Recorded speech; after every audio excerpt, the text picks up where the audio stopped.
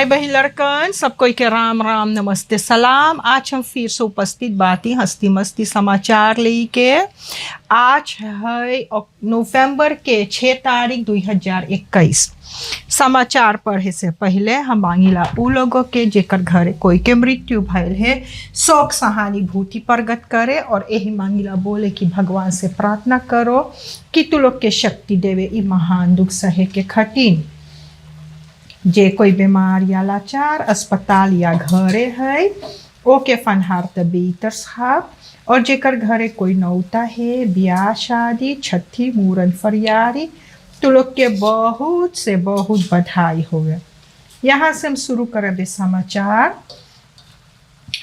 में सबसे पहला खबर ये हैगा कि जोन आफन क्लॉक रहा 9 बजे से 5 बजे तक अब वो आफन क्लॉक हो गए बा 11 बजे से 5 बजे तक।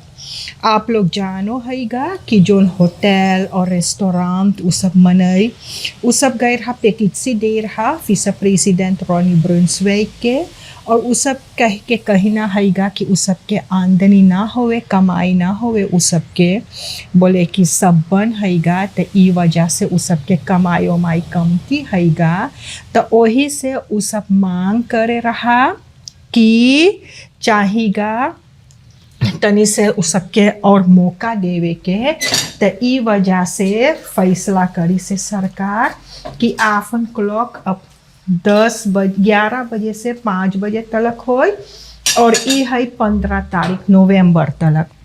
तो अब ये सब भी बोले हैगा सरकार बोले हैगा कि अब जैसे देखा है तो कोरोना के बस मीटिंग कमती होवे हैगा और घरे भी कमती जने हैगा तो इस इsoलासी में तो ई वजह से वो सब बोले हैगा कि अब उत्तम हैगा कि सबन अब तनी से आफन क्लॉक घसकावे।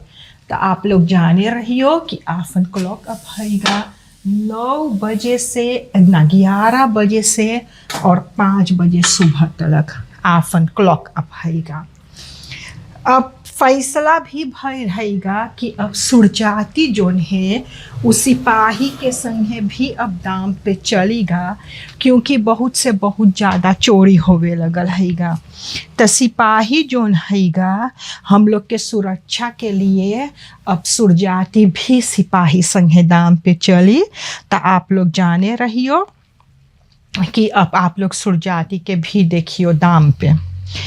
जॉन सिमोना पे हैगा वो जैसे बोले ओकर ऊपर इल्ज़ाम हैगा कि वो क्लाइडो फांडर कास्ट के छुरी भोंक के जान से मार दीस। तब जब सिपाही हुआ गए तो सिमोना पे जोन है वो 3 महीना के पेट से है तो वो छुरी लेके बैठल हा बांगस्टेल पे। तो एगो वकील हैगा एगो औरत वकील तो वो बोले रहा उस सोसो में सिमोना पे के मदद करेगा ओकर खातिन ओकर लड़ीगा। तो ई वकील के कहना हैगा कि सिमोना पे जोन है वो जानबूझ के ना भोंकी से बोले ई आदमियों के जब देखता मारत पीटत तो उ वजह से वो अपने के बचाए बा और बचावत में छुरी भोंकाई गे बा। तो वो वजह से वकील बोलिस कि अच्छा तब ओके रिहाई कर दी रहा। बाकी ओपन बार मिनिस्टेरी जोन हैगा ओकर कहना है कि ना ये चीज़ ना हो सके चाहे जैसे वो जान लेबा और 5 रोज में ओके रिहाई ना हो सके। तो ई वजह से ओपन बार मिनिस्टेरी जोन है वो होखर बरूप में गए है तो वही से सिमोना पे जोन है वो अब्बे ना छूटल है वो अब्बे तलक बन हैगा। सेंट्रल बैंक के जोन हैगा फंट्रेक्ट और हाउसिल और जोन अगनु हैगा जोन फंट्रेक्ट के संगे काम करता है ये सबन 21 महीना फॉर अरेस्ट में है। तो इस सब के पलवार हैगा और इस सब के वकील जोन हैगा इस सब के कहना हैगा कि ये तो बहुत दिन हो गए 21 महीना फॉर अरेस्ट में ये चीज़ ना हो सके है। कैसे ये चीज़ हो सके हैगा तो अब वकील लोग को ही लड़े हैगा, बोले कि तो सजा सुनाओ कि तो उस सब के रिहाई कर देवो। तो अबे वकील बोले है कि उस सब जज बोले अबे उस सब चीज ना पढ़ के दोन भइल है, वही से वो फैसला ना ले सके हैगा। हम लोग के प्रेसिडेंट जो है वो कल हिया आयल हैगा फेन कॉन्फ्रेंसी से, त आज निकेरी गईल हैगा। त निकेरी जाट में जैसे खबर आयल है त एगो गाड़ी रहा जोन बखलई करे प्रेसिडेंट के, तो उ गाड़ी धक्का मारी से कतारीना सोफिया में उलूट गए बा। त अच्छा उस ओके स्लीप वाहन लाई से घरे और प्रेसिडेंट लोग अपन दौड़ो चल गए है निकेरी।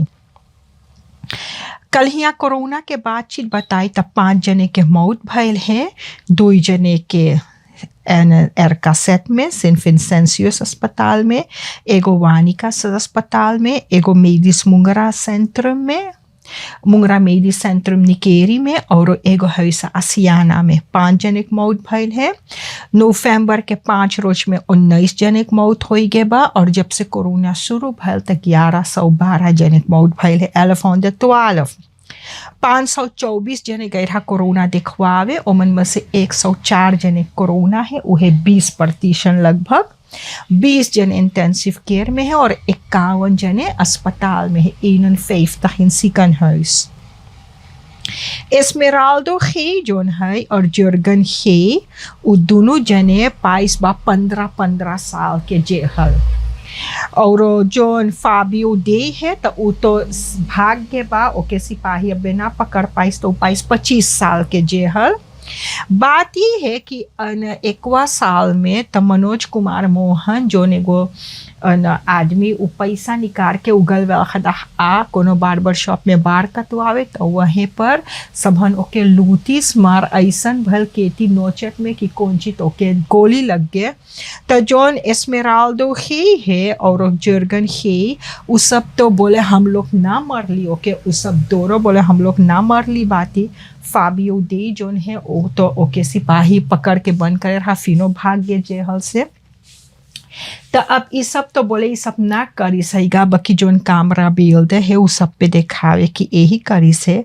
तो वही से अब सिपाही अब इस सब के पकड़ के बंद करे रहा, जज अपन सुनवाई करिस और जज के कहना बा कि इस सब कसूरवार हैगा, तो वही से इस सब हन के जेल सुनाई दे बा। तो अब देखो अब उस सब के जेल सुनाएगे, अब चाहे उस सब जोन ची बोली बाकी उस सब के अब उतना सजा सुनाएगे बा।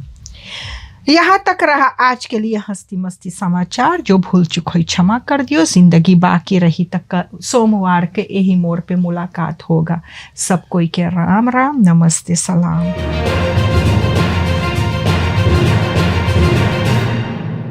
हस्ती मस्ती समाचार के स्पॉन्सर है लानबाओ शॉप गरीब। लानबाओ शॉप गरीब वो दुकान है जहां पर छोटा छोटा खिल्ला से बड़का बड़का कासी बेदी गद्दा बिका हैगा। हुआ पर सौदा पानी भी सस्ते दाम पे बिका है। चाहे जोन सामान के जरूरी भइल पहुंच जा लानबाओ शॉप गरीब, हुआ पर सब सामान मिले है। लानबाओ शॉप गरीब है इंदिरा गांधी वेग पौली निवख्रॉन के बगले में, पार्केर प्लाट्स भी है। हुआ पर एक फिलियाल है लेली दौरब जहां वाटर लेडिंग के पैसा भरा है, ओकर बगले में एक फिलियार है तुतलीफो कनाल में, हुआ पर भी पार्केर प्लाट्स है। एक फिलियाल है मार्टिन लूथर किंग वेग, हुआ पर सोतु पोस्ट के हबरा में हैगा, और एक फिलियाल है क्वाटा में जहां पर देस्कोटी कोकाव है ओकर बगले में। चाहे जोन सामान मंगे खरीदे चल जा लानबाओ शॉप गरीब में। मुर्गी तैयार है, शुरू वाला गा दो। Lust je iets lekkers? Dan moet je zijn bij Silas Roti Shop. Gevestigd op 2 locaties. Aan de Quattaweg tegenover de Tweede Rijweg, hoek Islamstraat. En aan de highway Martin Luther Kingweg, hoek Pandit Poltentewariweg en het Mondiaal Complex. Bij ons bent u terecht voor de lekkerste roti kip, roti dops, roti roll, roti vegetarisch. U kunt kiezen uit daal, alu, paratha en sikwa roti. Verder ook nog nasi, bami, rijst, heerlijke snacks zoals samosa, bara, pulauri,